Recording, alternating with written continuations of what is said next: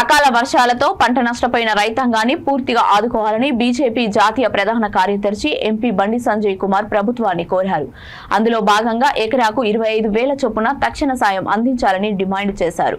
గత ఎన్నికల్లో ఇచ్చిన హామీ మేరకు పంటల బీమా పథకం 2 లక్షల రూపాయల రుణమాఫీ చేయాలని, రైతు భరోసా కింద ఎకరాకు 15 లక్షల సాయం అందించాలని కోరారు.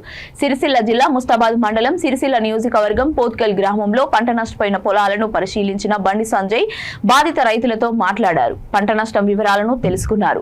అనంతరం మీడియాతో మాట్లాడారు. నాకు తెలిసి ప్రస్తుతం ఏ రైతు కూడా లాభం కోసం వ్యవసాయం చేసే పరిస్థితి లేదు. చేసిన అప్పులు తీర్చడం కోసమే వ్యవసాయం చేసే దుస్థితి ఏర్పడింది. రైతు ఏడ్చిన రాజ్యం, ఎద్దు ఏడ్చిన వ్యవసాయం బాగుపడినట్లు చరిత్రలో లేదు. ఈ విషయం అన్ని పార్టీలకు తెలుసు. అధికారంలోకి రాకముందు ఒక మాట, వచ్చిన తర్వాత మరో మాట రాజకీయ పార్టీలకు అలవాటైపోయిందని మండిపడ్డారు.